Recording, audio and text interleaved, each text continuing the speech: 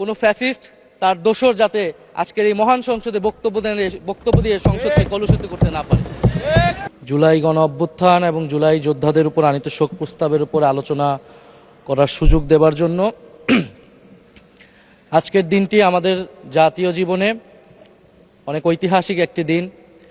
ব্যক্তিগতভাবে আমার জীবনেও 2024 সালের 5ই আগস্ট তথা 36শে জুলাই শাহবাগ থেকে ছাত্র জনতার মিছিল নিয়ে আমি এবং আমার সহযোদ্ধারা এই জাতীয় সংসদের প্রাঙ্গণে আমরা এসেছিলাম। ছাত্র জনতাকে সাথে নিয়ে ফ্যাসিস্ট মুক্ত করেছিলাম এই মহান জাতীয় সংসদকে। সেই দিন আমাদের ভূমিকা ছিল বৈপ্লবিক। আজকে একটা ভিন্ন প্রেক্ষাপটে গণতান্ত্রিকভাবে নির্বাচিত হয়ে আজকের এই মহান জাতীয় সংসদে কথা বলতে পারছি, সেজন্য মহান আল্লাহ তাআলার কাছে এবং জুলাই গণ অভ্যুত্থানের সকল শহীদদের কাছে কৃতজ্ঞতা প্রকাশ করছি। চিজি আইসক্রিমের সাথে ভেলভেটি কেকের মিশ্রণে পোলার রেড ভেলভেট আইসক্রিম, মন ভালো থাক। মাননীয় স্পিকার, হাজারো শহীদের রক্ত মানানো আর অসংখ্য আহত পঙ্গু দেশপ্রেমিকের সর্বস্ব ত্যাগ করা মহান গণ অভ্যুত্থানের ফসল এই সংসদের অভিভাবক হিসেবে নির্বাচিত হয়ে আপনাকে অভিনন্দন জানাচ্ছি। মাননীয় সংসদ নেতা, মাননীয় বিরোধী দলীয় নেতা এবং মাননীয় বিরোধী দলীয় উপনেতা এবং সকল মাননীয় সংসদ সদস্যদেরও অভিনন্দন জানাই। আমি শ্রদ্ধার সাথে স্মরণ করছি আমার সেই ভাই বোনদের যারা নিজের বুক বুলেটের সামনে উন্মুক্ত করে দিয়ে আমাদের আবারও স্বাধীন করে নিজেরা স্মৃতি হয়ে গিয়েছেন। আমরা তাদের শাহাদাত কবুলের জন্য মহান আল্লাহর কাছে দোয়া করছি। একই সাথে আহত ও পঙ্গু জুলাই যোদ্ধা ভাই বোনদের প্রতি আমার সবটুকু আবেগ, শ্রদ্ধা আর ভালোবাসা দিয়ে কৃতজ্ঞতা জানাচ্ছি। তাদের সুস্থতা কামনা করছি। তাদের অমূল্য জীবন, রক্ত আর অপরিসীম ত্যাগের ফলে আমরা আজ সংসদ সদস্য।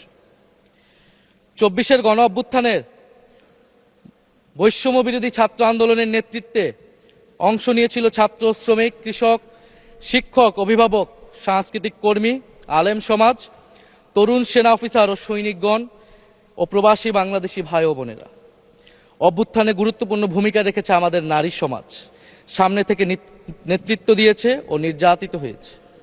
আন্দোলনে প্রাইভেট বিশ্ববিদ্যালয়, মাদ্রাসা ও স্কুল কলেজের ছাত্রছাত্রীদের ভূমিকা ছিল তাৎপর্যপূর্ণ। গণ অভ্যুত্থানে ভ্যানগার্ডের ভূমিকা ছিল ফ্যাসিবাদ বিরোধী রাজনৈতিক দলের নেতাকর্মীরা।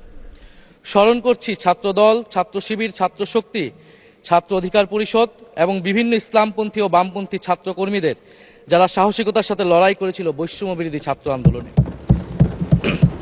মাননীয় স্পিকার, 24 মানে কেবল 24 না, এর পিছনে রয়েছে বিশাল প্রেক্ষাপট। চিজি আইসক্রিমের সাথে ভেলভেটি কেকের মিশ্রণে পোলার রেড ভেলভেট আইসক্রিম, মন ভালো থাক। আমি স্মরণ করছি 47-এর আজাদীর লড়াই, 71-এর মহান মুক্তিযুদ্ধ এবং 24-এর ছাত্র জনতার গণ অভ্যুত্থান এবং সকল জাতীয় শহীদকে।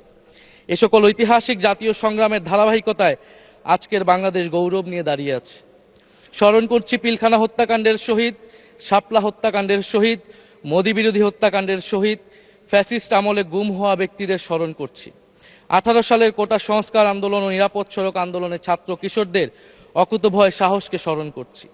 স্মরণ করছি আমাদের ভাই শরীফ ওসমান হাদী, যিনি তার সাহসিকতার মাধ্যমে বাংলাদেশকে একটি ইনসাফ ভিত্তিক বাংলাদেশ হিসেবে গড়ে তুলতে চেয়েছিলেন। তিনি আর আমাদের সাথে নাই।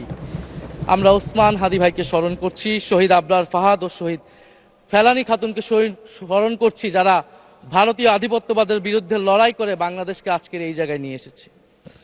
24-এর ছাত্র জনতার গণ অভ্যুত্থানে মাঠের নেতৃত্বের একেবারে সামনে থাকার কারণে আজকের দিনটি আমার জন্য একই সাথে আবেগের, কষ্টের ও আনন্দের।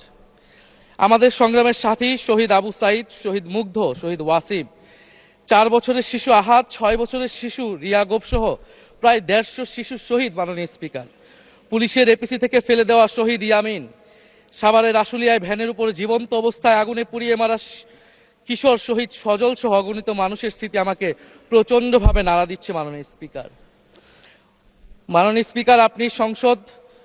আপনি মাননীয় সংসদ নেতা, বিরোধী দলীয় নেতা সহ সংসদের সকল সদস্য এবং আপনার মাধ্যমে দেশবাসীর উদ্দেশ্যে আরো স্মরণ করিয়ে দিতে চাই মাকে উদ্দেশ্য করে লেখা চিঠি 10ম শ্রেণীর ছাত্র শহীদ আনাসের, যিনি বলেছিলেন, একটি প্রতিবন্ধী কিশোর, 7 বছরের বাচ্চা ল্যাংড়া মানুষ যদি সংগ্রামে নামতে পারে তাহলে আমি কেন বসে থাকবো ঘরে। চিজি আইসক্রিমের সাথে ভেলভেটি কেকের মিশ্রণে পোলার রেড ভেলভেট আইসক্রিম। মন ভালো থাক। একদিন তো মরতেই হবে, তাই মৃত্যুর ভয় করে স্বার্থপরের মতো ঘরে বসে না থেকে সংগ্রামে নেমে গুলি খেয়ে বীরের মতো মৃত্যু অধিক শ্রেষ্ঠ। যে অন্যের জন্য নিজের জীবন বিলিয়ে দেয় সেই প্রকৃত মানুষ। আমি যদি বেঁচে না ফিরি তবে কষ্ট পেও না, গর্বিত হয়েও জীবনের প্রতিটি ভুলের জন্য ক্ষমা চাই।